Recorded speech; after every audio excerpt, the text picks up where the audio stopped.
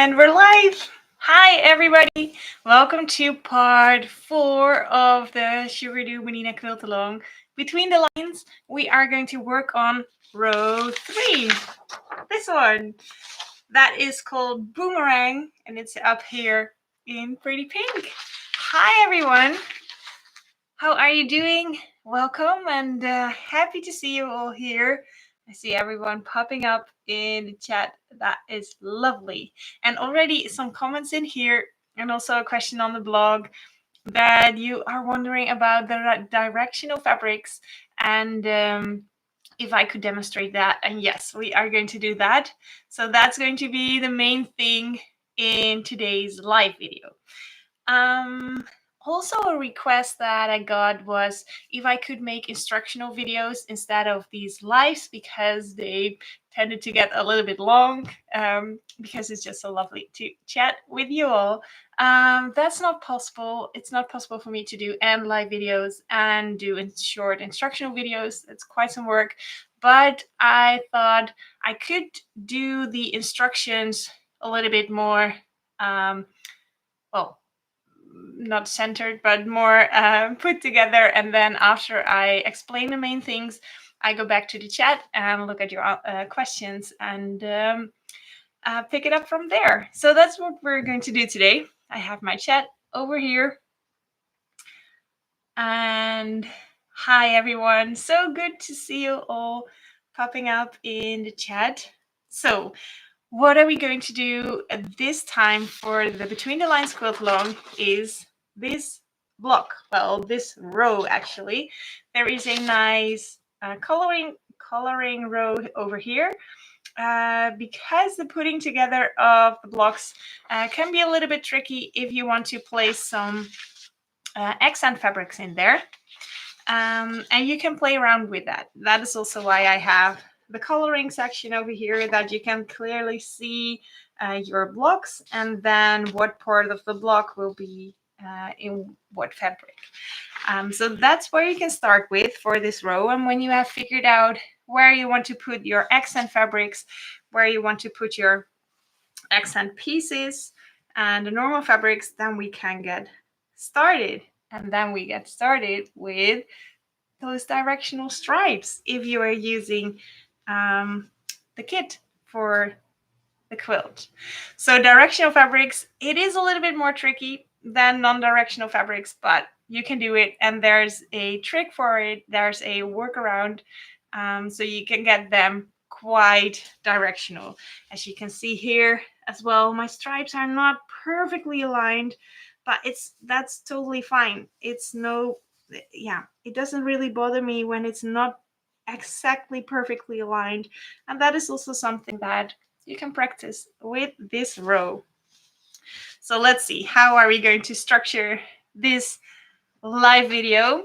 First, I'm going to show you how I cut my fabrics, because that helps already a lot with getting your stripes in the right direction. And then we're going to sew a few pieces so I can show you some tips, tricks for getting that directionally cut fabric in the correct way in your block.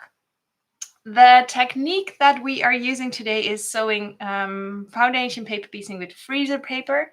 And since we already did that technique, I'm not going to go over the basics of the foundation paper piecing on freezer paper. We're just going to focus on the directional fabrics. So I already worked on my row, have some fabric left to show you how to cut directional fabrics. So I'm going to flip my camera and we'll get started with working on this row. Okay, there we go. Let's see. This is already always a little bit messy part, so I have to readjust my camera. I guess we're good. So here we have the pattern, and here I have the row, and here again these images you can also see on the blog, but this kind of points it out why it can be a little bit tricky to get your accent pieces correctly pieced together. As you can see here, this gray arrow is just in one block, but this pink arrow, that is in 2 blocks. So you need to plan ahead on how you want to make, where you want to position your accent pieces. But after you've done that, you can get started. And we are going to make now a block as you see it here. So with all just the main fabric and not the accent pieces. Let me see. I already prepared a pattern piece with 2 pieces. So now we need to cut piece 3. So first I am going to use my paper templates. And normally that's already a good thing to do. But with stripy fabric, with directional fabric, it's especially important. So this is piece 3 that we need to cut. And when we have stripy fabric over here, you are just going to puzzle and get your stripes aligned with the stripes. When you have a pattern with foundation paper piecing that does not have the fabric printed on it, then you can just mark the lines vertically or horizontally on the pattern itself with a pen. So like I did over here, you can mark the stripes also on this for when you want to cut your fabric, your paper template pieces. But this one has already the stripes printed on there for you. So then we're just going to find a nice spot to cut our fabric from. Let's see, where can we cut this kind of efficiently? Not here. Well, let's cut it from here. So what I do is I find a spot that has the least fabric waste, and then I position my stripes on the paper template in such a way that they align in the same direction as the fabric. Then I'm just going to cut it around there. Let's see, maybe with a rotary cutter it's easier.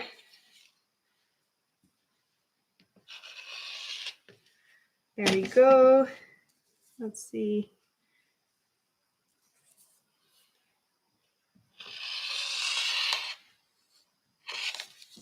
So only this piece. So there we have a piece that is in the same direction as the paper template.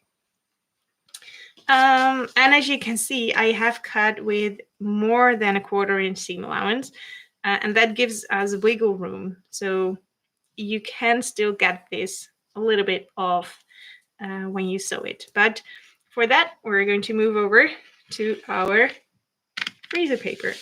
So this is a piece we're going to sew for piece 3. What I did here was transfer the pattern to the freezer paper and then mark all the vertical lines. So these are the lines that the fabric should align with. That's going to help me position the fabric. So what I did here was press on piece 1 and sew on piece 2. And now I'm going to show you how to sew on piece 3 so that it's as aligned as possible. So the steps are folding back the pattern piece, cutting a 1/4 inch seam allowance. That's just the same as with ordinary freezer paper method.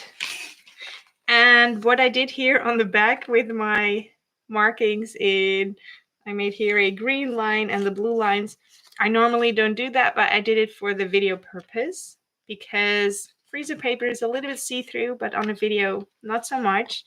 What I did was I marked the outline of piece 3. That's in green over here. And I marked these lines on the back as well. You see, those are in the same direction. So normally you would just flip this over, place your fabric piece behind piece 3, so the light green line that I have over there, and then you sew. But now you not only want to place your fabric piece behind there, but you also want these lines to line up. So the first thing I'm going to do is line up and do check that it fits behind that green line, behind your piece 3, because that's the most important thing. And the second most important thing is to get those lines lined up. So what you can do then is fold over one of those lines a little bit. And when you fold over, you can now see that when I exaggerate a little bit, it should be in this direction, but my fabric is laying more in that direction. So I need to scoop this over a little bit to line that up with the lines on the back. You see, that already helps. And now I create here a little bit more space and here a little less space. So I will pull it down a little bit so that I have still enough seam allowance over there. Just going to play with this a little bit to get it as straight as possible. So now I know that this line is lined up with my fabric. Just going to check if this corner of piece 3 is still within the fabric. Yes. So I have now piece 3 lined up behind the folded back piece 3. And I also have my stripies in the correct direction. I'm just going to take this over to my sewing machine. Oops, that already moved a little bit. And then I'm going to sew it and bring it back to you.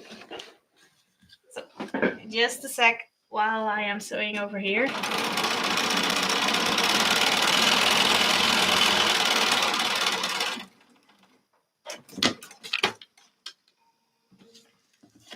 So here I sewed it, but now I will trim this because I have a little bit more seam allowance there. Okay, so now when we fold this open, it should be aligned nicely with my stripes. Let's see, when I put this along the stripes, that looks really nice. Whoa, and we did stripy pattern matching. Wow, that this happened live. Okay, that wasn't planned, but it makes it very clear how straight those lines, how straight you can get it. So let's press this. Whoa, that's really impressive. But I didn't plan it like that at all. I am going to show these steps again. So I'll just check the questions in a second, and then I'll sew a few more pieces so we can do this again. But you can see how straight you can get those lines. So it's really possible to work quite precise with directional fabrics and with foundation paper pieces.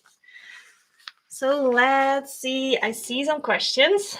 Vivian, hi from Belgium. And then there's a question, would it be possible to print a pattern without colors? Only indications. When printing on paper for FPP, it's consuming a lot of colors. Oh, yes, of course. It's consuming a lot of colors of ink. I see that. So it's that's a good idea. I will be able to do that after the weekend. Then I can make just a stripy version of this with some black stripes instead of the whole pink thing. I thought this looked fancy, but you're right. If you're printing this multiple times, it will consume a lot of ink. Sure, I will add a kind of black and white version.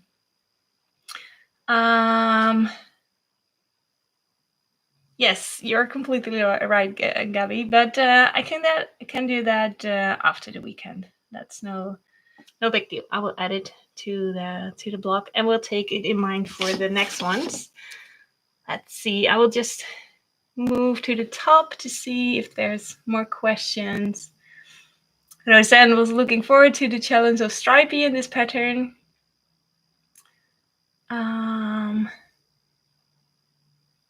Let's see, stripy fabric and a lot of hellos. Oh, that's wonderful. Sylvie says, did you draw the lines on the freezer paper from the continuity of the first stripes from the first striped piece? Oh, let me read that again. Did you draw the lines on the freezer paper from the continuity of the first stripes from the first stripe piece? Do you mean these lines? I just drew them quite randomly I did start with 1/2 inch, I think, and then I got off track. And then, so these are a little bit random. So that this pattern matched, that is really random. It's just a lucky incident. You could do that, but I didn't do it, so it's just random. But if you want pattern matching here, if you want to do it on purpose, it's really hard, I think. Linda says you can choose to print in black or white or uncheck print in color to the printed dialogue. Yes, yeah, that's true. You can just print it in black and white, but I see that when you maybe want to print also on tea bag paper, you do have a lot of ink there. So no big deal. I can do that. Yeah, lucky me, Frauke. It was really a lucky accident. But yeah, so these are just random. So I'm going to add now piece 4 and 5. And then we can do again the piece 6 and piece 8 to show again that stripy method. Let's see which ones are the longest. Yes. I'm just going to sew on piece 4 and then piece 5. And then we can do this again. Yeah, I think when you want to do pattern matching like that on purpose, it's quite hard to do. So just cut it off. Let's see to where it runs. This one runs into here. Yeah, that will do it.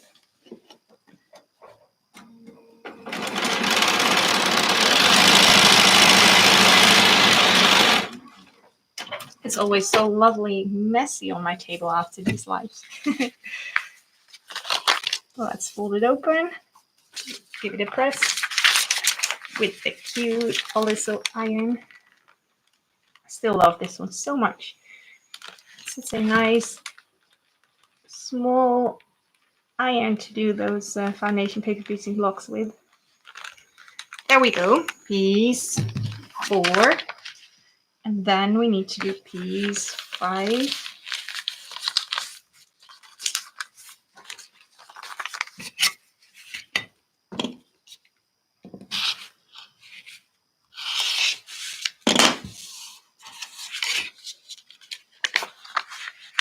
Oh, thanks, Dorothy. Oh, I do my best, and I always hope that it's not too chaotic how I explain it. But I'm glad that it makes sense. That is wonderful. Okay, so let's sew this together. Then we can do some more stripy pieces.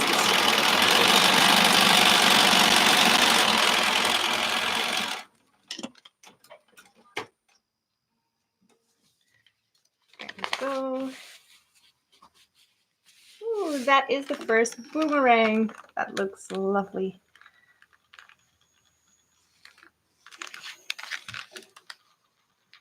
I still love it so much with foundation paper piecing, how perfect you can make these sharp points, and well, it's so easy that you don't have to cut precise, but that it works out just fine because of the paper. So let's do piece 6. And I already have some fabric pieces cut here, so I'm just going to pick out one that fits. Nope. That's probably piece 2. Piece 8. Another piece 8. Do we have a piece 6? Another piece 8. Okay, then we need to cut it. We do have some fabric left, so we can do that. What are we going to do? Oh, let's do piece 8 first then. That is also fine. Piece 8. Piece 8 is going to go here. I'm just checking if the general direction of the stripes are correct. Those are correct, so let's cut off a 1/4 inch.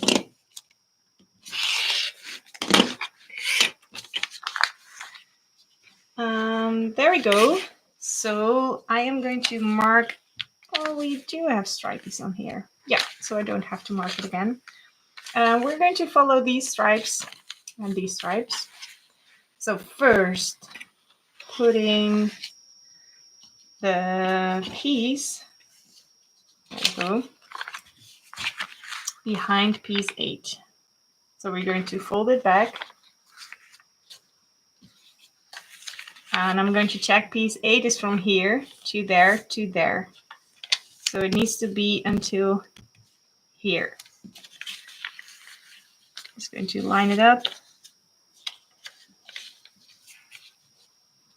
It's not going to be completely exact, but just going to check. That works well. So it is within the triangle of 8. And then I'm going to take one of these lines and just fold over that line. There we go. And now I need to make sure that this line is in the same direction as my stripy fabric. So I think I need to scoop it over a tiny bit. Let's see how we're doing. So piece 8 is going until here. That is still within the fabric, and until here. Yep, we're good on that side. We're good on that side as well. So fold it back. That is running in the same direction as my stripies. So now I can go and sew this and then fold it open.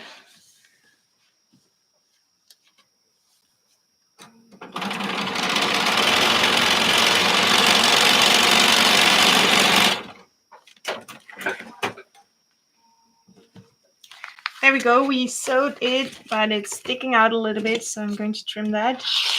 And especially trimming it because, well, pink fabric behind white fabric, it will show a little bit when you fold it open, and if the seam is to the light side, the fold is to the light side.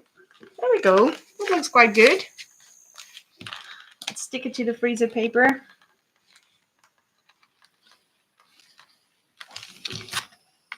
That's lovely. So when we would now check, I think those lines run in the same direction. Well, that worked out quite well. So there we have another stripy fabric sewn on. And for piece 6, these ones were not in the correct direction, so I will need to cut a new one. Well, let's do that. We still have some time, and then I can read as well what you're saying in the chat.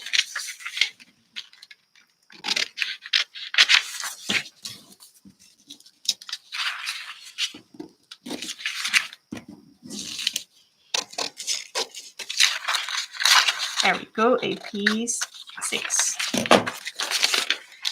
Piece 6, where will you go? Ooh, this fits nicely over here.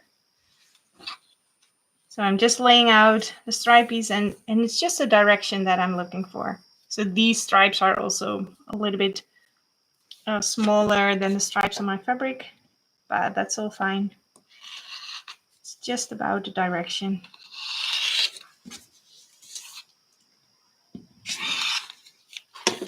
There you go, piece 6. Looks good. Going to fold back along the line and cut to 1/4 inch seam allowance. So let's see what's in the chat.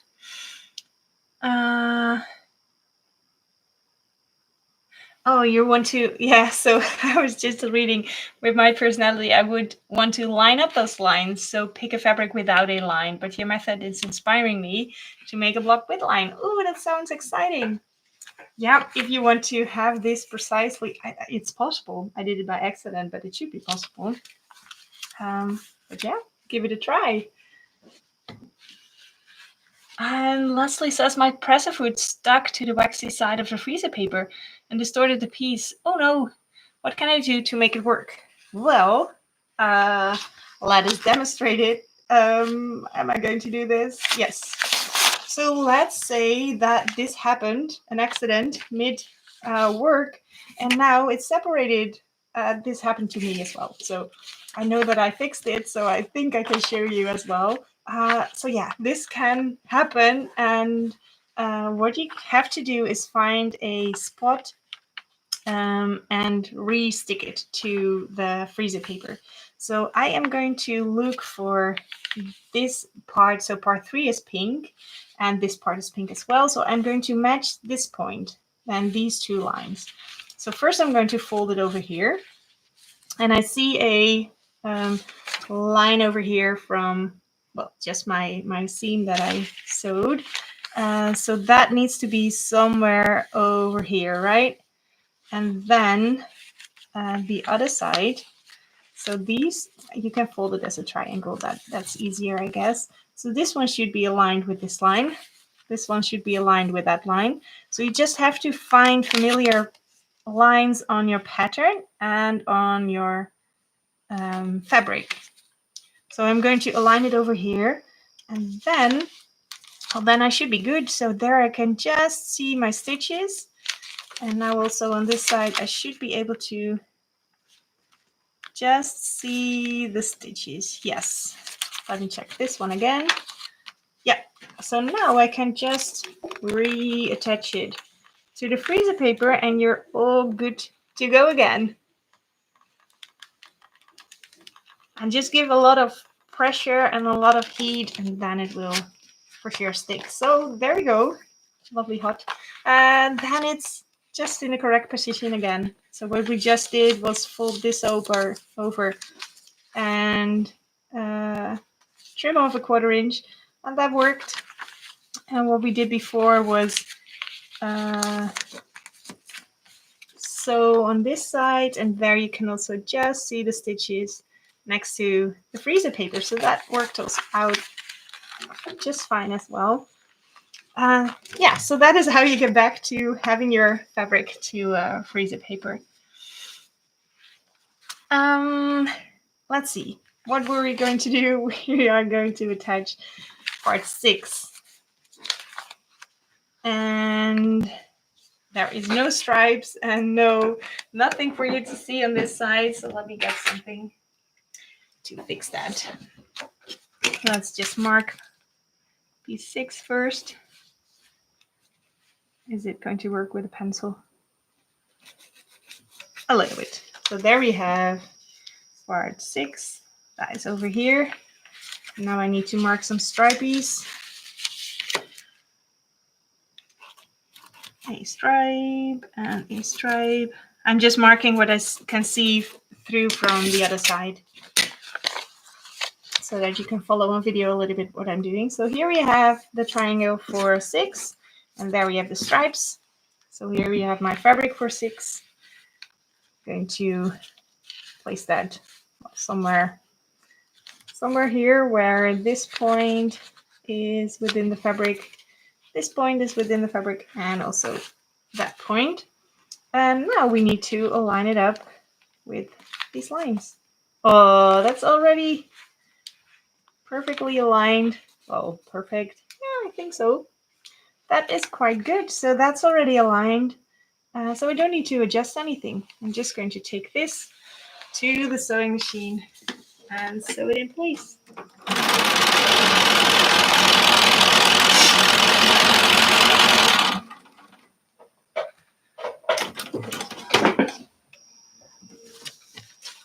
There we go. Oh yeah, let's trim this.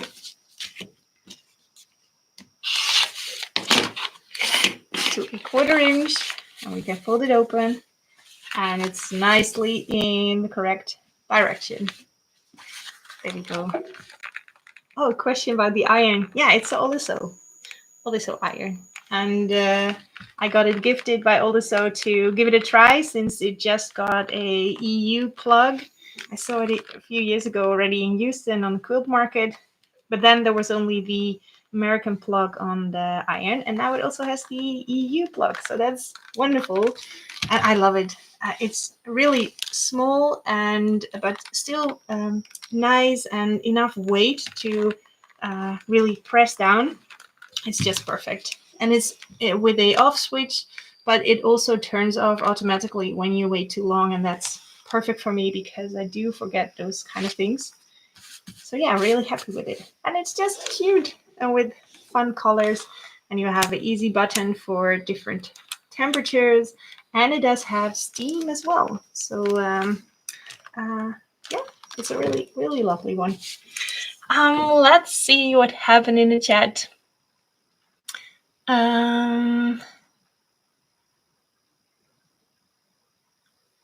So yeah, so that happens to Frauke as well, that the freezer paper let loose. Yeah, you just have to rearrange it and press it again. And Cheryl loves the freezer paper method. That is wonderful. Wonderful. So I guess that is, we're good on this one. So this needs 2 more pieces and then you can square it up. But we already did that with the previous time we did freezer paper method. So I just wanted to point out what you could look for to assemble these rows nicely. So you have these points over here, and I think those show the most when those points are cut off. So this one worked out really well, but they don't always work out really well. But when they are a little bit wonky, so you can still see both points, but they are a little bit wonky, that bothers me less than when, for example, I would have sewn it and then the points would have been cut off a little bit. So this is a point that I pay attention to. And also with this one, when that is a little bit off, it's kind of okay. It still works. But with this one, when you really sew it too far, then those points are cut off. Well, I think that's the point that shows the most in the row. But again, we're here to practice, and with your final block that you attach to it, it will go better and better. Well, let's see if I can find this block. Yes, I have it on my design wall, so there we go. So how do we attach it, and how do we try to get it as good as possible? Well, I start with the points over here, and I start with pinning in that corner, checking on the other side what it looks like, and taking your time for this. So probably now I'm doing it a little bit rushed in a live. I don't expect too good results, but hey, you never know. I also accidentally matched my my lines. So that's one. And then with these 2 seams, I'm just going to feel a little bit if they are aligned. And then you want to stick your pin in at about a 1/4 inch from, well, not about, at a 1/4 inch from the edge. But sometimes eyeballing a 1/4 inch can be a little bit tricky. But I do have a little tool. It's from the Silly Moon Quilting Company. Where is it? It's called the Dude, and it has all kinds of measurements on it.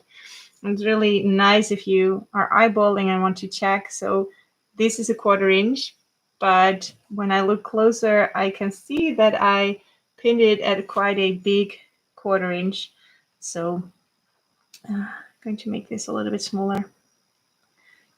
The more often you do this, the better you will get at eyeballing a 1/4 inch.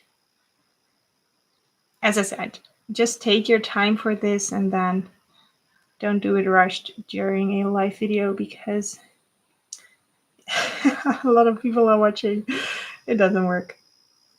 What I'm also trying to pay attention to is that I am on the line, so that I am right at the seam. So that one is going there, and then another one over here. That's good. I'll check if the dude agrees. Yeah, he agrees. And then, yeah, I think like we also did in the previous video, there's some pins in this direction.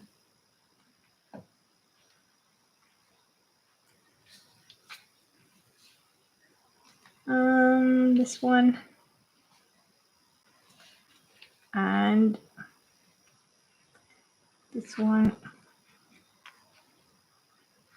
So while sewing, what I'm going to pay attention to is, especially for this point, is that I let the dude pointed out that I am not going to sew too much inwards, because then I would lose a point. So I would rather be a little bit on the outside, but I'm just going to try to catch that point in the seam. But I'm trying to be rather on this side from that point than on this side. So yeah, that's what I'm going to try. And then we have explained quite a lot already for our part 4 in the Between the Lines. Oh yeah, sewing this, it goes just a little bit slower because you have a lot of layers of fabric. Sometimes I just need to put my presser foot up and then move the fabric a little bit in the beginning. It's just a little bit thick in that upper corner. There we go.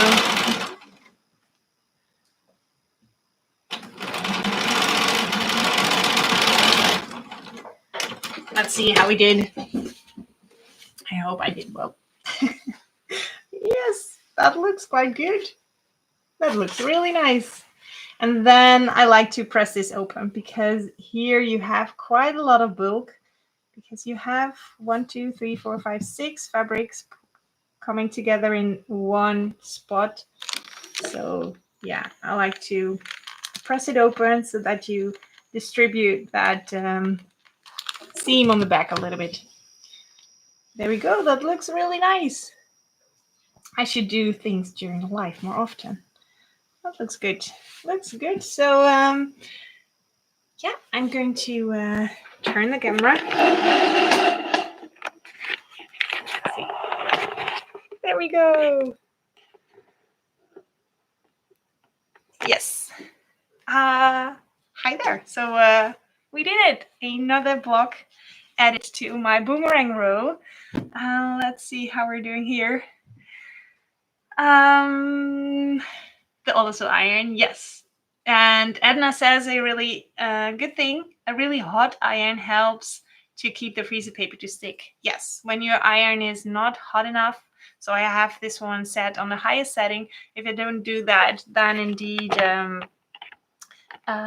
it's not sticking too well to the freezer paper. And also I feel that giving a little pressure on it, that also helps, because the sticking happens because that little glossy layer, I think it needs to just melt a little bit to stick to the fabric. So heat is needed for that. Sylvie says, where's the dude from? Well, the dude is from Silly Moon Quilting Company. He's really, really cute. And it's not getting in focus, is it? Well, you can see the markings on there. And he's especially handy with quilting with rulers, so that you know where your 1/4 inch is to position your rulers in. But there's a lot of handy ways to use it. Thank you.